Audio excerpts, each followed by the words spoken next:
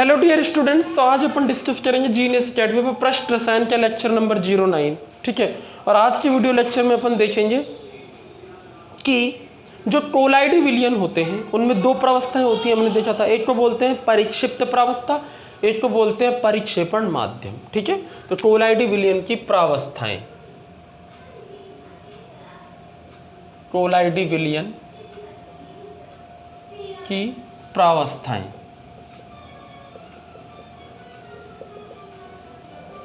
दो प्रावस्था, एक होती है परिक्षिप्त प्रावस्था,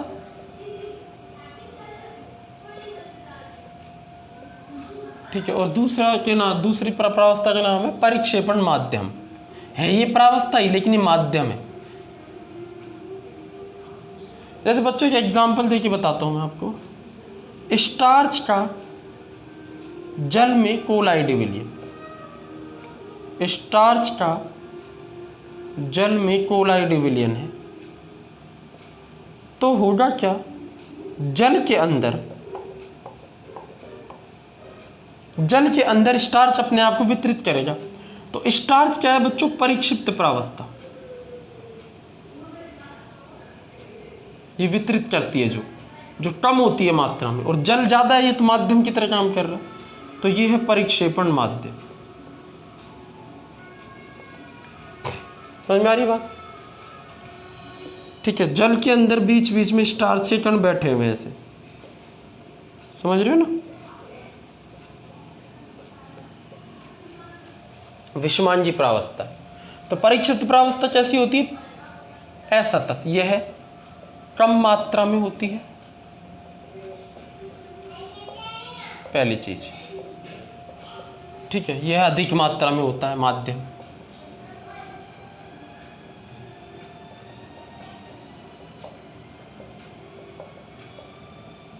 सेकंड, यह है असतत, मतलब लगातार नहीं होती, बीच बीच में असतत होती,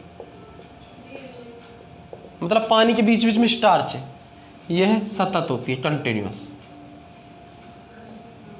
इसके अंदर तो वितरण होता ही है। यह माध्यम में अपने आप को वितरित करती है, यह वितरित होती है। कि यह वितरण के लिए माध्यम उपलब्ध कराता है।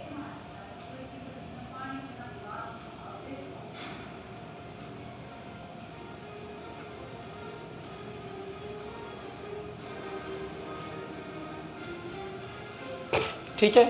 समझ में आ रही बात आपको? एग्जाम्पल, जैसे बादल एक कोलाइडी विलयन है, क्लाउड्स।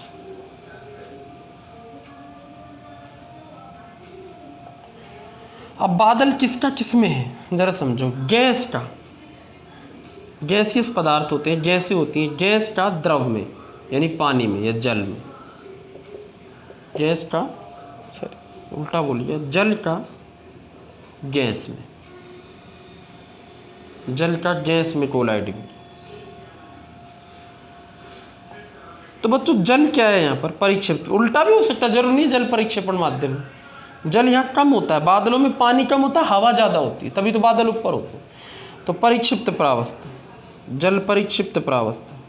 मैंने आपका भ्रम तोड़ने के लिए एग्जांपल दिया। कभी आप सोचो जल तो हाँ, जैसे विलयनों में जल विलायक होता है अधिक मात्रा में, ऐसा जरूर नहीं है। किसी किसी कोलाइडी विलयन में जल परिक्षेपण माध्यम होता है, ज़्यादा होता है, किसी में उल्टा भी है। बादल भी एक कोलाइडी विलयन, इसमें जल परिक्षिप्त प्रावस्था है, गैस परिक्षेपण माध्यम है, गैस ज़्यादा होता है, उसमें हवा ज़्यादा होती है। ऐसे बच्चों बादलों की तरह स्प्रे होता है, परफ्यूम होता है, उसमें क्या होता है, गैस ज़्यादा होती है, द्रव लिक्विड से कम होता है, तो भी कोलाइडी विलयन। समझ में आ रही बात? समझ में आ रही है आपको बात एकदम अच्छे से?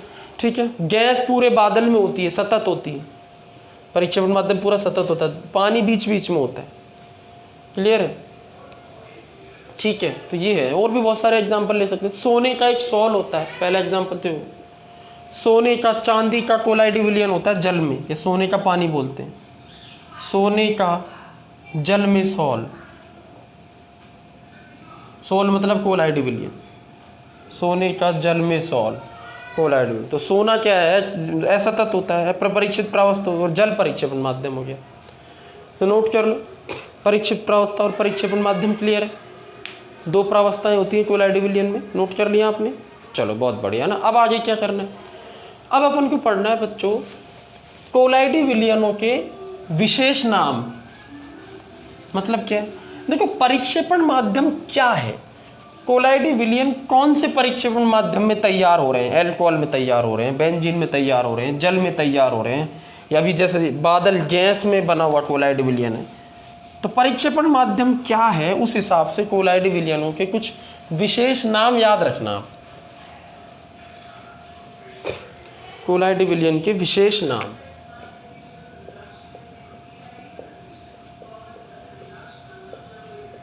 ठीक है। ये नाम परिक्षेपण माध्यम पर निर्भर कर,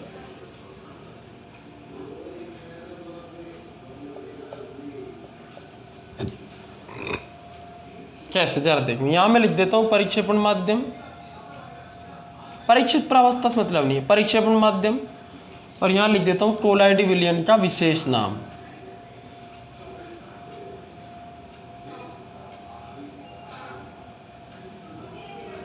जैसे मान लो जल है, कोई कोलाइड विलयन बन रहा है, परीक्षित प्रावस्था अपने आप को जल में वितरित कर रही है, तो कोलाइड विलयन का नाम क्या होता है, हाइड्रोसॉल। हाइड्रोसॉल, कोलाइड विलयन का नाम क्या होगा, हाइड्रोसॉल। अगर जल की जगह अल्कोहल है परिक्षेपण माध्यम, तो कोलाइड विलयन का नाम होगा एल्कोसॉल। अगर बच्चों कोलाइड विलयन होगा वायु, तो एरोसॉल, एयर। अगर ये मतलब परिक्षेपण माध्यम जल हुआ तो हाइड्रोसॉल, एल्कोहल, एल्कोसॉल, वायु, एरोसॉल। बेंजीन हुआ तो बेंजोसॉल।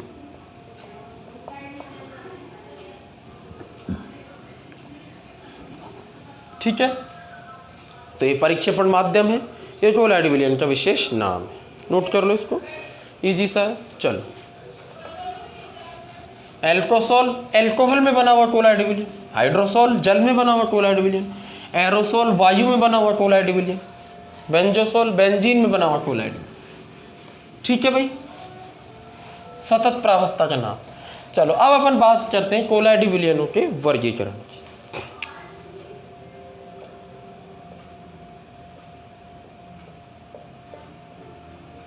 कोलाइड विलयन का वर्गीकरण। देखो बच्चों, जब वर्गीकरण करते हैं ना, तो इसके लिए आधार चाहिए होता है कोई। मैं इंक डालता हूँ, मैं समझाता हूँ आपको। जब भी हम किसी चीज़ का वर्गीकरण करते हैं तो हमें उसके लिए आधार चाहिए होता है, समझो। जैसे अगर स्कूल है तो स्कूल में कक्षाओं का वर्गीकरण किया गया है कैसे, शिक्षा के आधार पर, शिक्षा के स्तर के आधार पर। स्तर से मतलब ये नहीं है कि ऊंचा नीचा, नहीं, सबको बराबर है, लेकिन लेवल ऑफ एजुकेशन छोटा पहली क्लास और बड़ा दूसरी तीसरी, बच्चों को डिवाइड कर दिया। ठीक है, हाइट के हिसाब से थोड़ी डिवाइड किया कि सब जो बच्चे बड़े हाइट में उनको बड़ी क्लास में बैठा दिया, ऐसे थोड़ी है। चलो, एक तो ये आधार हो गया। दूसरा क्या आधार हो सकता है, स्कूल के बच्चों को हम डिवाइड कर दे हाइट के हिसाब से कि जो बच्चे बड़े हैं उनको एक तरफ खड़ा कर दो, जो मीडियम है उनको एक तरफ। अब इसमें क्लास से कोई मतलब नहीं, कोई 8वीं क्लास वाला बच्चा बहुत बड़ा है, 12वीं क्लास वाला बहुत छोटा है, तो वो सब मतलब एक साथ नहीं आएंगे। मीडियम में मीडियम वाला जाएगा, बड़े में बड़ा वाला, तो ये आधार अलग होगी। हम बोली के हिसाब से आधार, या हम रहने के हिसाब से, जो बच्चे ईस्ट में रहते हैं वो एक तरफ खड़े हो जाए, तो ये मतलब वर्गीकरण के ऐसे आधार होते हैं। ऐसे कोलाइड विलयनों के वर्गीकरण के भी आधार है। वर्गीकरण के 3 आधार है बच्चों। कोलाइड विलयनों के वर्गीकरण के 3 आधार है, मतलब कोलाइड विलयनों को 3 आधारों पर वर्गीकृत किया जाता है। ठीक है, ये 3 आधार मैं आपको समझा देता हूँ क्या है। ठीक है, पहला देखो, पहला आधार क्या है, परिक्षिप्त प्रावस्था और परिक्षेपण माध्यम से कोई भी कोलाइड विलयन बनता है तो इनकी भौतिक अवस्था के आधार पर। पहला आधार क्या है, परिक्षिप्त प्रावस्था व परिक्षेपण माध्यम। परिक्षिप्त प्रावस्था व परिक्षेपण माध्यम की भौतिक अवस्था के आधार पर, भौतिक अवस्था के आधार,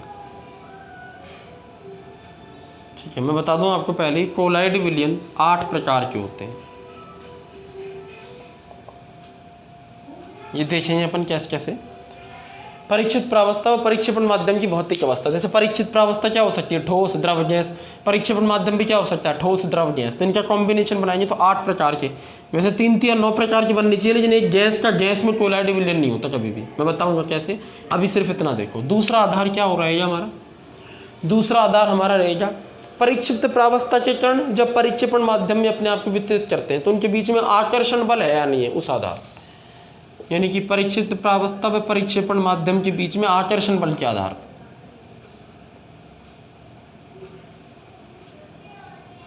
व परीक्षेपण माध्यम के कणों के मध्य आकर्षण बल के आधार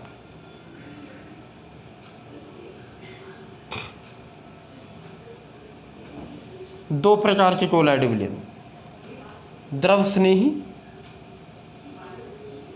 कोलाइड विलयन और एक होगा द्रव विरोधी।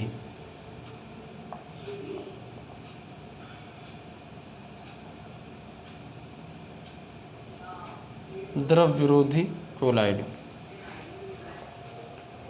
और तीसरा जो आधार है बच्चों वो है परिक्षिप्त प्रावस्था के कणों के आधार पर, कणों के आधार, परिक्षिप्त प्रावस्था के कणों के आधार। इस आधार पर बच्चों 3 प्रकार के कोलाइड विलयन, एक को बोलते हैं अपन बहुआण्विक कोलाइड विलयन,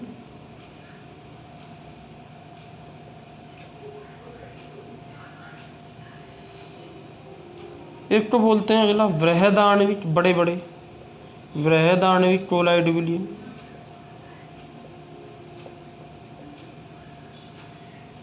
और एक होता है सहचारी कोलाइड या मिसेल। ये 3 प्रकार। तो कुछ समझ आया वर्गीकरण? तो सबसे पहले परीक्षित प्रावस्था और परीक्षेपण माध्यम की भौतिक अवस्था के आधार पर पढ़ेंगे, फिर आकर्षण बल के आधार पर, और फिर परीक्षित प्रावस्था के कणों के आधार पर। ठीक है, तो पहला आप डाल लेंगे परीक्षित प्रावस्था परीक्षेपण माध्यम की भौतिक अवस्था के आधार पर। डाल लो आप, मैं नहीं डालूंगा। कोलाइड विलयन 8 प्रकार के, मैं सीधा पर लिख रहा हूँ वो 8 प्रकार।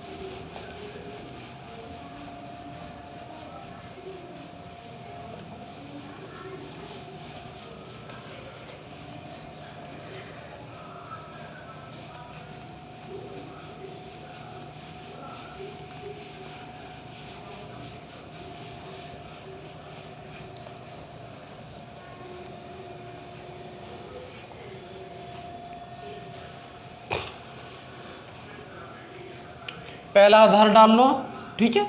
अब इस आधार पर 8 प्रकार के कोलाइड विलयन कैसे बनेंगे देखो, मैं यहाँ पे लिख देता हूँ क्रम संख्या।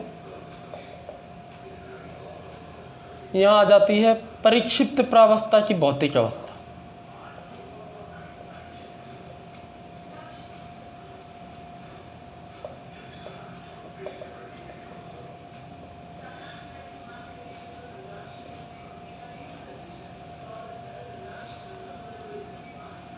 यहाँ परिक्षेपण माध्यम की भौतिक अवस्था,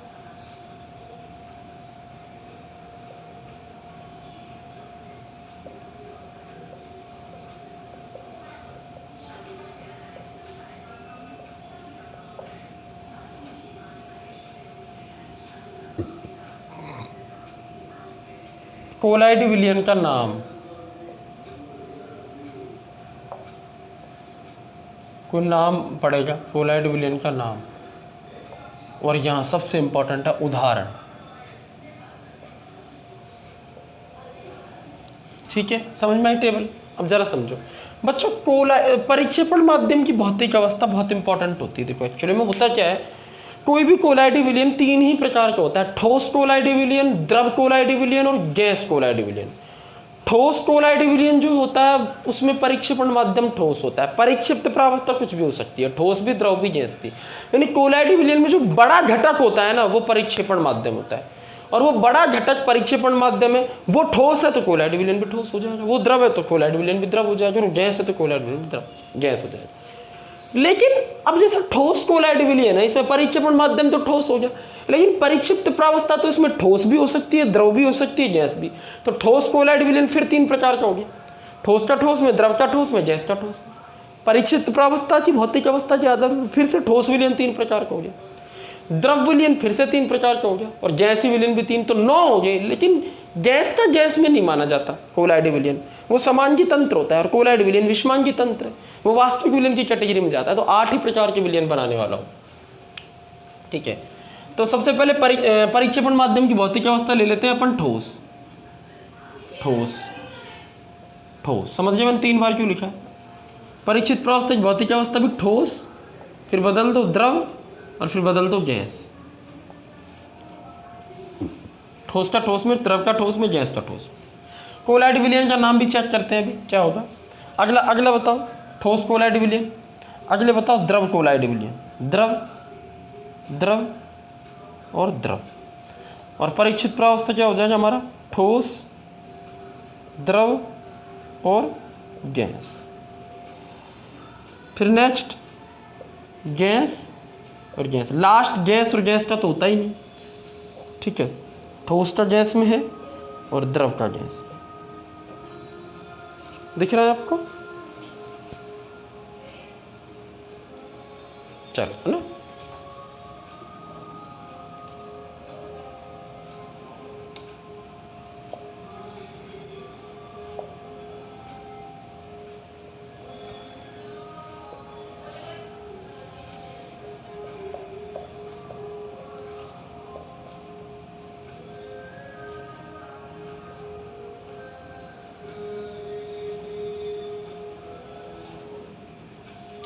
अब देखो जरा, ठोस का ठोस में कोलाइड विलयन का नाम होगा बच्चों ठोस सॉल।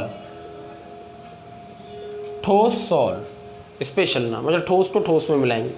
द्रव का, जब द्रव को अपन ठोस में मिलाएंगे तो बच्चों जेल। द्रव को ठोस में मिलाएंगे तो जेल। गैस को ठोस में मिलाएंगे, गैस को, तो होगा फोम। गद्दा होता है फॉर्म, सोफा होता है वो, गैस को ठोस में मिलाया जाता है। जब ठोस को द्रव में मिलाएंगे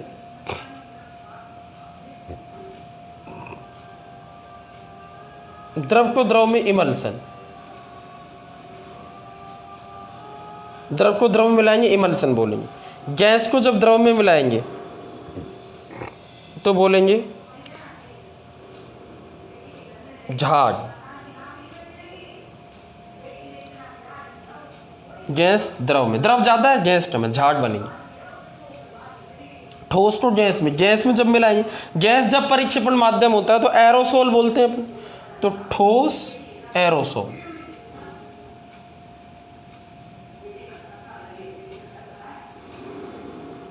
द्रव को गैस में मिलाएंगे, द्रव एरोसोल।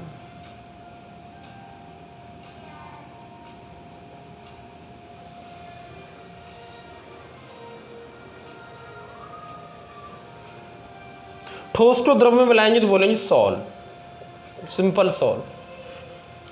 देखो ये इसमें कंफ्यूजन रहता है, ठोस कम है द्रव ज्यादा है सॉल, और द्रव ज्यादा है द्रव कम है ठोस ज्यादा है तो जेल, ठीक है। अब देखो एग्जांपल देखते हैं इनकी। ठोस को ठोस में मिलाओ, ठोस सॉल, ठीक है। उदाहरण हो गया इसमें काले हीरे। काले हीरे में 2 ठोस होते हैं, एक तो हीरा ठोस होता है और उसमें काला रंग भी ठोस होता है। इस हीरे का जो काला रंग आया वो एक ठोस की वजह से आया है, और हीरा दूसरा ठोस है, दोनों मिलकर काले हीरे बन गए ठोस का ठोस में, विषमांगी विलयन, ठीक है।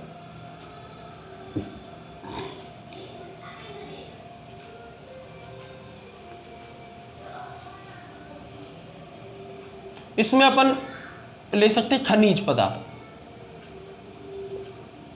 रूबी, मणके, ये माणिक्य। रतन, रतन नहीं होते गले में धारण करते हैं वो लाल नीले पीले से, वो भी ठोस के ठोस में कोलाइड विलियन है, 2 ठोस होते हैं उसमें ना। चलो नेक्स्ट कैटेगरी लेते हैं द्रव का ठोस में। देखो बच्चों द्रव कम है और ठोस ज्यादा है, जेल बनेगा, ठीक है। और जेल के जो उदाहरण है वो है पनीर, वो है दही, मक्खन, ये उदाहरण याद है। Paneer, jam, jelly, jam, jam आते हैं ना आंवले का मुरब्बा, जेली, जैम, जेली, पनीर, दही, मक्खन, मुंह में पानी आ रहा है, ये सब जेल है, ये सब जेल होते हैं। अब पनीर देखो, पनीर क्या होता है, पनीर को ध्यान से देखो, पनीर में ठोस मटेरियल ज़्यादा होता है, उसी के तो पैसे, लेकिन उसमें अंदर द्रव भरा होता है। भींचो पनीर को तो लिक्विड से निकलता है, द्रव होता है पूरे के अंदर, ठीक है, बीच बीच में द्रव होता है, असतत होता है द्रव, और ठोस पूरा सतत होता है, कंटिन्यूस। दही भी यही है, दही में क्या होता है, ठोस मटेरियल ज़्यादा होता है, लिक्विड मटेरियल कम होता है। छाछ की बात नहीं कर रहा मैं, दही की बात कर रहा हूँ। मक्खन में भी ठोस मटेरियल ज़्यादा होता है, द्रव मटेरियल कम। जैम, जेली में भी यही होता है, समझ आ रही बात। अच्छा चलो लो गैस का ठोस में, फॉर्म, फॉर्म का मतलब कोई किसी सॉलिड चीज़ में हवा भरी हुई है, याद करो कोई सॉलिड चीज़ जिसमें हवा भरी हुई हो, कोई सॉलिड चीज़ जिसमें हवा भरी हो, सॉलिड ज़्यादा है। गद्दा, स्टाइरिन का गद्दा मतलब sofa, styrene sofa, styrene sofa. कोई ठोस चीज जिसमें गैस भरी हुई है, केक, केक खाते हो आप, केक, पेस्ट्री,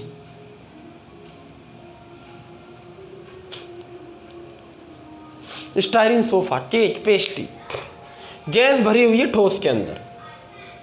क्लियर है?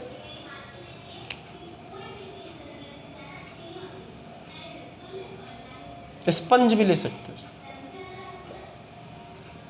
नेक्स्ट, ठोस का द्रव में, ठोस का द्रव में बोलेंगे सॉल, ठोस को द्रव में घोल दिया। गोंद, गोंद को पानी में डाल दो, गोंद का कोलाइड विलयन, स्टार्च का कोलाइड विलयन। पेंट, नोट कर लो,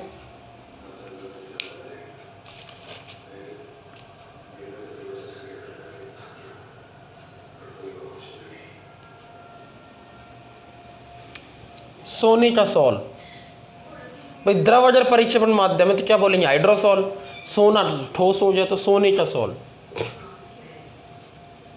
चांदी का सॉल भी आ जाए, स्टार्च भी आ जाए। स्टार्च का देखो सॉलिड पाउडर आता है, ठोस पाउडर, उसको जल में घोल दो, सफेद सफेद सा विलियन बन जाएगा, वाइट वाइट सा, ठीक है, तो वो कोलाइड विलियन। पेंट क्या होता है, पेंट करते हैं ना अपन, तो पेंट में क्या होता है, सॉलिड मटेरियल कम होता है, लिक्विड मटेरियल ज़्यादा होता है, पेंट सॉल है वो भी, ठीक है। नेक्स्ट, द्रव का द्रव में यानी इमल्सन, द्रव। चलो अब बात करते हैं नेक्स्ट, द्रव का द्रव में बनता है इमल्सन, या इसको बोलते हैं पायस,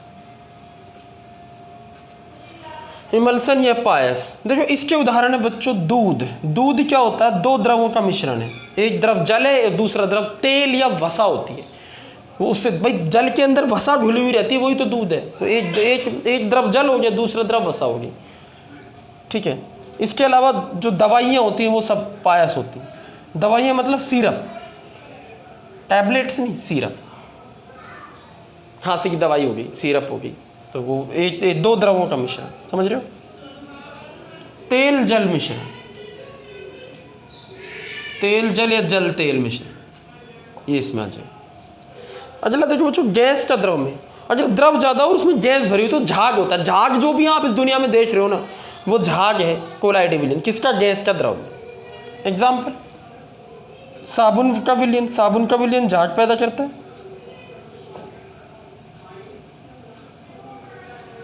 ठीक है।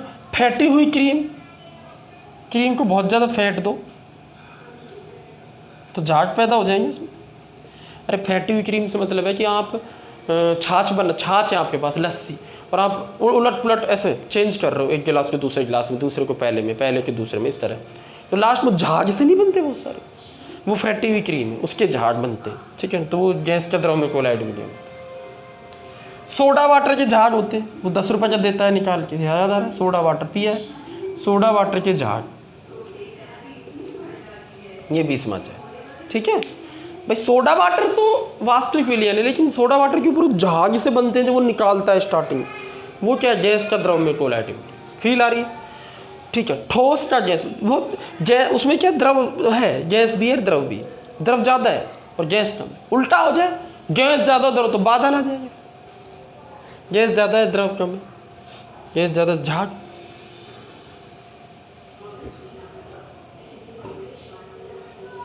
द्रव का गैस में द्रव का,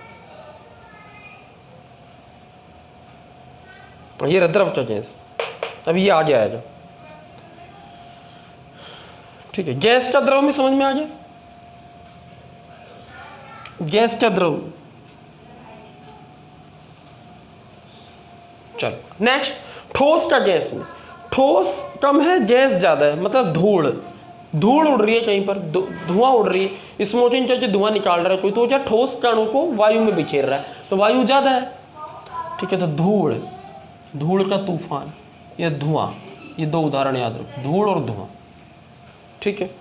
द्रव का गैस में, द्रव कम है और गैस बहुत ज़्यादा है, द्रव एरोसोल। इसका उदाहरण हो जाएगा बच्चों स्प्रे, छिड़काव जो करते हैं, कीटनाशक दवाइयाँ, कीटनाशक दवाइयों का छिड़काव नहीं होता, वो कीटनाशक दवाइयों का छिड़काव,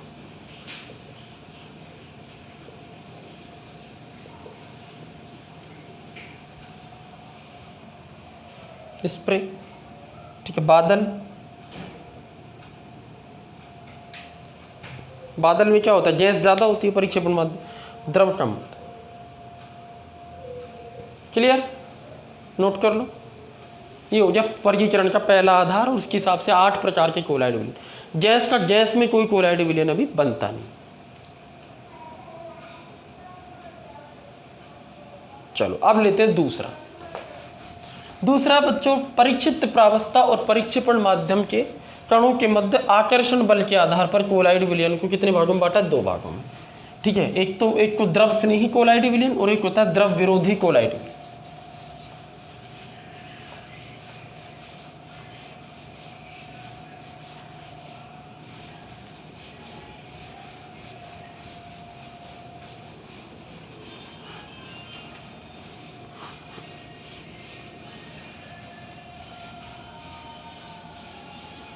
चलो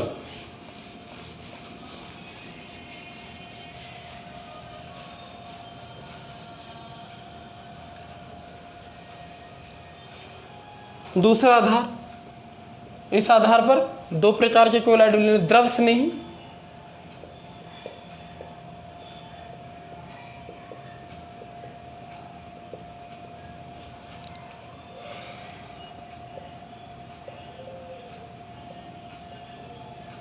दूसरा है द्रव विरोधी।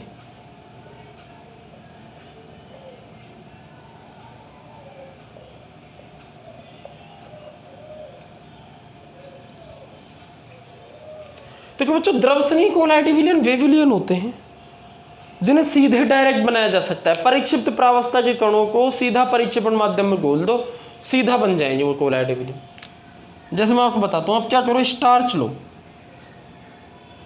स्टार्च को पानी में डाल दो सीधा, तो कोलाइड विलयन डायरेक्ट तैयार हो जाए। स्टार्च को पानी में डाल दो, कोलाइड विलयन सीधा बन जाए, कुछ करने की जरूरत नहीं। क्यों? क्योंकि स्टार्च के कणों और कोलाइड जल के कणों के बीच में आकर्षण बल है, तभी तो बन गया। स्टार्च के कणों ने कोलाइड जल के कणों को खींचा, जल ने स्टार्च को खींचा, एक दूसरे से चिपक गए, कोलाइड विलयन बन गया, ठीक है। लेकिन द्रव विरोधी कोलाइड विलयन ऐसे नहीं बनते। जैसे गोल्ड लो, आप गोल्ड को पानी में डालोगे तो ऐसे कोलाइड विलयन नहीं बनेगा, विशेष विधियों से बनाया जाए। सोने का अगर आप जल में कोलाइड विलयन बनाना चाहते हो तो सोने को सीधे जल में नहीं डालेंगे, बल्कि या तो कोई रासायनिक प्रक्रम कराएंगे या फिर कोई भौतिक प्रक्रम भी करा रहे हैं। तो जैसे ब्रेडिंग आर्क विधि आगे आएगी कि सोने के 2 इलेक्ट्रोड लेंगे, उनको जल में भिगोएंगे, हिमकारी मिश्रण लेंगे, मतलब लंबा चौड़ा पूरा एक तरीका होता है सोने का कोलाइड विलयन बनाने का। क्यों भाई?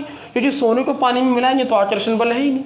परिक्षिप्त प्रावस्था गोल्ड है और परिक्षेपण माध्यम जल है, यहाँ पर इन कणों के बीच में आकर्षण बल नहीं है, इसलिए डायरेक्टली इनको नहीं बनाया जा सकता। तो ऐसे कोलाइडी विलयन जिनमें परीक्षित प्रावस्था और परिक्षेपण माध्यम के कणों के बीच में आकर्षण बल होता है, अतः इनको सीधे ही बनाया जा सकता है। परीक्षित प्रावस्था को परिक्षेपण माध्यम में डाल के बनाया जा सकता है, कोई विशेष विधि की आवश्यकता नहीं होती। द्रव से नहीं कोलाइडी विलयन चलाते हैं, यहाँ आकर्षण बल नहीं होता, इसलिए विशेष विधियों की आवश्यकता पड़ती है इन कोलाइडी विलयन को बनाने के लिए। द्रव विरोधी कोलाइडी विलयन कहलाते हैं। समझ में आई बात?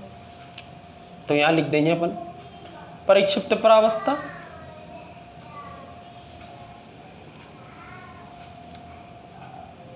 परिक्षिप्त प्रावस्था व परिक्षेपण माध्यम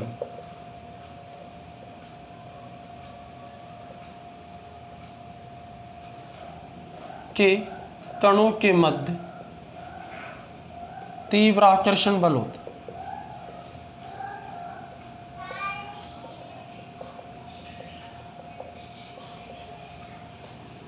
आकर्षण बल नहीं होता।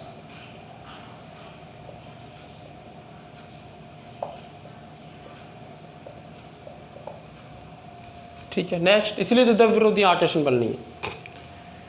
परिक्षिप्त प्रावस्था को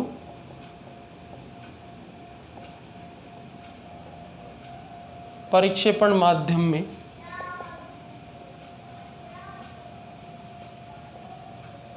सीधे ही घोलकर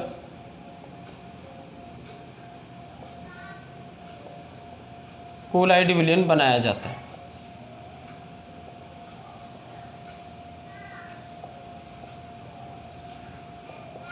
कोई विशेष विधि की आवश्यकता नहीं होती।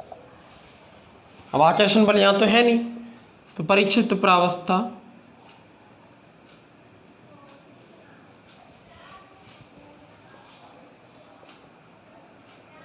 व परिक्षेपण माध्यम के मध्य आकर्षण बल नहीं है।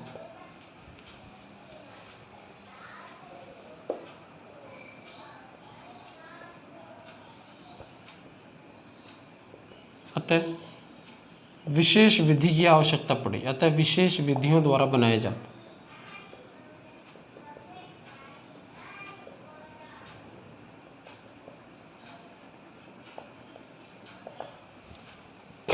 यहाँ आप सोने को डायरेक्ट डालोगे निलंबन बनेगा, सीधा सोना नीचे बैठ जाएगा, कोलाइडी विलयन नहीं बनेगा। गुरुत्वाकर्षण बल, विशेष विधि की आवश्यकता पड़ेगी बनाने की, क्योंकि आकर्षण बल ही नहीं है।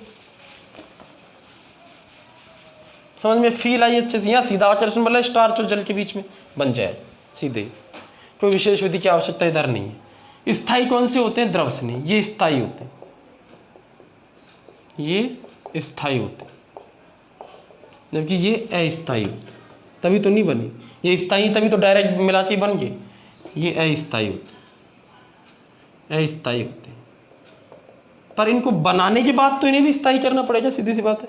ये अस्थायी होते हैं, अतः स्थायी करने के लिए या बनाते समय स्थायी करने के लिए, स्थायी करने के लिए स्थायी कारक डालना पड़ता है, स्थायी कारक डालना पड़ता है, यहाँ नहीं डालना पड़ता स्थायी कारक। समझ में आई बात? अच्छा, ये बच्चों उत्क्रमणीय होते हैं, ये प्रकृति में उत्क्रमणीय होते हैं।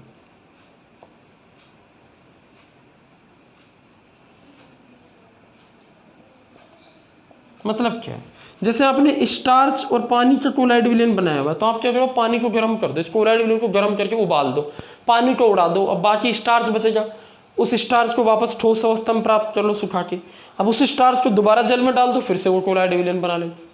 बार बार बनाया जा सकता है, लेकिन यहाँ सोने का एक बार कोलाइड विलयन बन गया, ऐसे फिर उसको उबाल के अपन सोना अलग नहीं कर सकते, यानी इरिवर्सिबल होता है, इसको दोबारा पीछे नहीं किया जा सकता, बार बार नहीं बना सकते। ये प्रकृति में उत्क्रमणीय होते हैं, ये प्रकृति में बच्चों अनुत्क्रमणीय, क्योंकि आकर्षण बल नहीं है, यहाँ तो आकर्षण बल है तो बार बार बन जाएगा, ये अनुत्क्रमणीय होता है।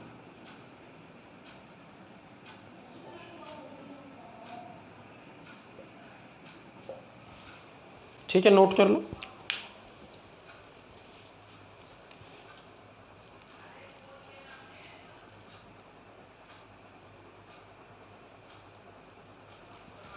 ठीक है, अगला बहुत ही इंपॉर्टेंट है बच्चों, इनमें अंतर स्कंदन का। ये शीघ्रता से स्कंदित नहीं होते, आसानी से स्थायी है, ये आसानी से स्कंदित नहीं होते।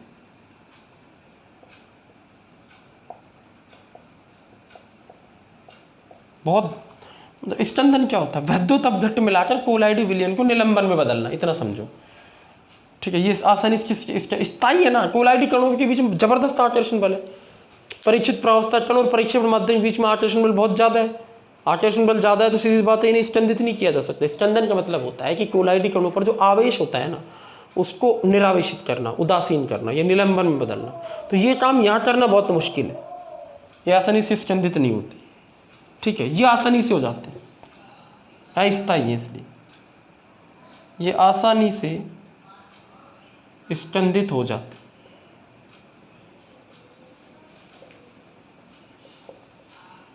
थोड़ा सा वैद्युत अपघट्ट मिलाना पड़ता है।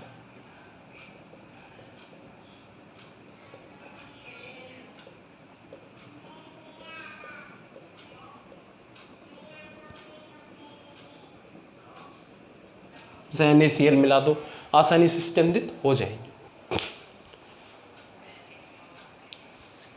ठीक है, एग्जाम्पल और देख लेते हैं, उदाहरण। देखो द्रव स्नेही कोलाइडी विलयन के उदाहरण है जैसे जिलेटिन का, जो प्राकृतिक पदार्थ होता है, जिलेटिन का कोलाइडी विलयन, और गोंद का कोलाइडी विलयन, स्टार्च का कोलाइडी विलयन, रबड़ का कोलाइडी विलयन, ये सब। ठीक है, लेकिन इधर बच्चों द्रव विरोधी में आते हैं धातु के उदाहरण। देखो धातु व अधातु के कोलाइडी विलयन या सॉल, धातु व धातु के सॉल, जैसे सिल्वर का सॉल, सिल्वर का, गोल्ड का, silver comma gold comma platinum comma palladium के सॉल, सल्फर, सेलेनियम, आयोडीन के सॉल, ये अधातु हो गए। सल्फर, सेलेनियम, आयोडीन के सॉल। चलो बहुत बढ़िया ना, ये भी नोट कर लिया। अब लास्ट वर्गीकरण रह गया, कौन सा? लास्ट हमारा रह गया कि परिक्षिप्त प्रावस्था के कणों के आधार पर कोलाइडी विलयन 3 प्रकार के थे, ध्यान करो। पहला कौन सा है? ठीक है, पहला है बहुआण्विक कोलाइड, दूसरा बृहदाण्विक कोलाइड, और तीसरा बहुत ही इंपॉर्टेंट है मिशलर कोलाइड। तो अभी अपन देख लेते हैं 2, बृहदाण्विक, बहुआण्विक कोलाइड और बृहदाण्विक कोलाइड।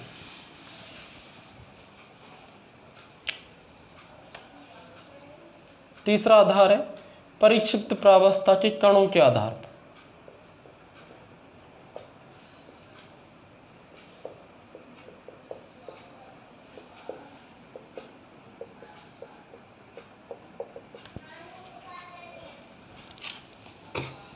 तीन प्रकार के, पहला है बहुआण्विक कोलाइड विलयन,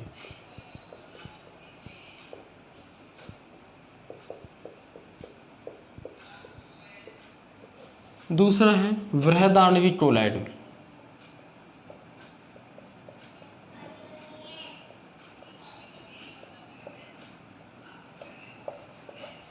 देखो बच्चों, बहुआण्विक कोलाइड विलयन क्या होते हैं? कुछ पदार्थ ऐसे होते हैं जिनके कणों का जो आकार होता है वो 1 नैनोमीटर से 1000 नैनोमीटर की रेंज में नहीं होता, छोटा होता है। लेकिन जब उनको परिक्षेपण माध्यम में घोला जाता है तो वे कण एक दूसरे से जुड़ करके एक मतलब बड़ा कण बना लेते हैं, एक क्लस्टर, पुंज जैसी संरचना बना लेते हैं। कुछ पदार्थ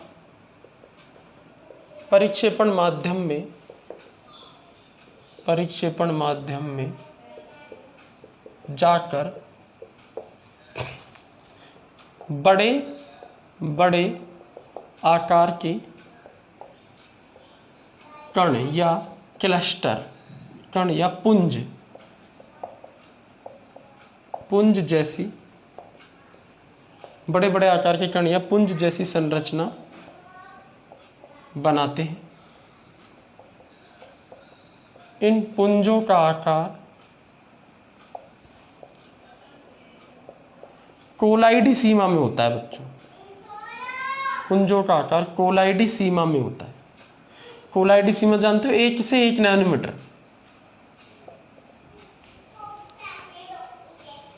ठीक है।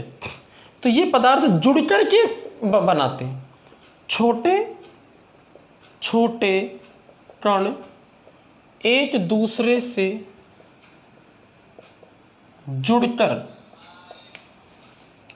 जब छोटे छोटे कण एक दूसरे से जुड़कर इस प्रकार पुंजित कोलाइड बनाते हैं,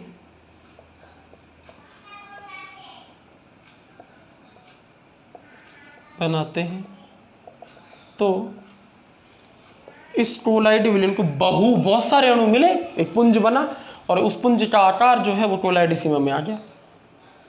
तो इस प्रकार के कोलाइड विलयन बहुआण्विक कोलाइड विलयन कहलाते हैं।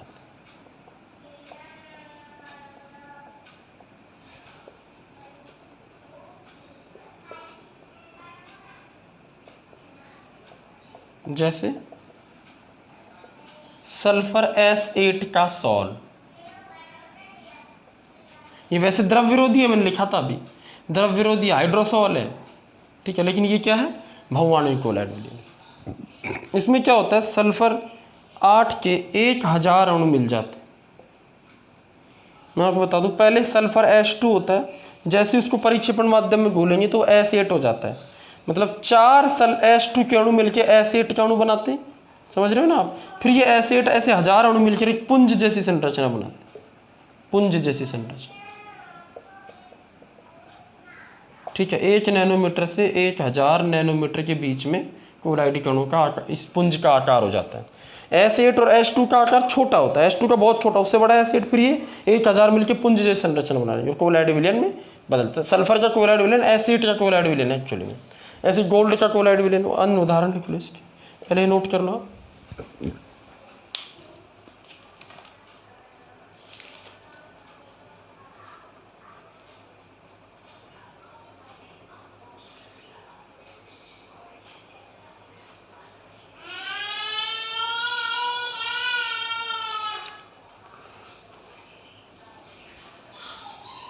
ठीक है, तो इसमें आ जाएगा हमारे पास सोने का चांदी का, सोने का सोल,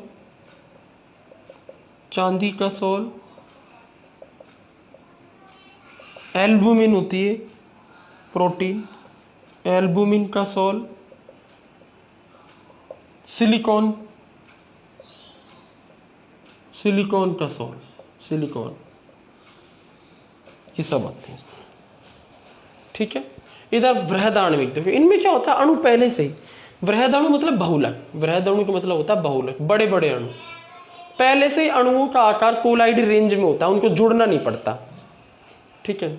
जब वृहद अणु या बहुलकों को, जब वृहद अणु या बहुलकों को परिक्षेपण माध्यम में वितरित किया जाता है,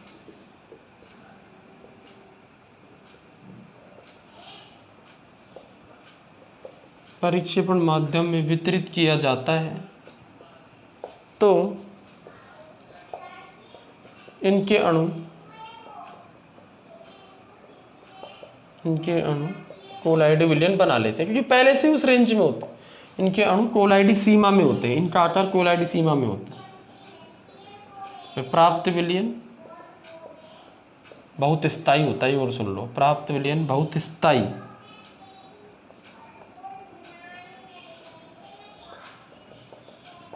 बृहदाण्विक कोलाइड विलयन पहले से ही अणु बड़े होते हैं, यहाँ छोटे होते हैं, जुड़ करके बड़े होते हैं, ठीक है। उदाहरण बच्चों इसमें 2 प्रकार के हैं, देखो बहुलक 2 प्रकार के होते हैं, एक प्राकृतिक बहुलक, तो प्राकृतिक बृहदाण्विक कोलाइड विलयन हो जाएंगे। उदाहरण जैसे एंजाइम का कोलाइड विलयन, स्टार्च का कोलाइड विलयन, जेलेटिन का कोलाइड विलयन आदि का कोलाइड विलयन, ये तो प्राकृतिक चीज़ें। अब मैन मेड कुछ कृत्रिम बहुलक है, कृत्रिम बहुलक जैसे पॉलीथीन का कोलाइड विलयन, पॉलीथीन पॉलीस्टाइरिन नायलॉन के कोलाइड विलयन,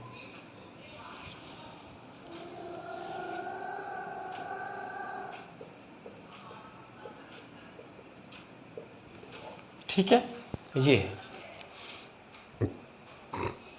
नोट कर लो। अब बच्चों लास्ट है हमारा इसमें, वो है सहचारी मिथेल क्लोराइड। उसे अपन नेक्स्ट वीडियो लेक्चर में कवर करेंगे। थैंक यू वेरी मच, पढ़ते रहिए।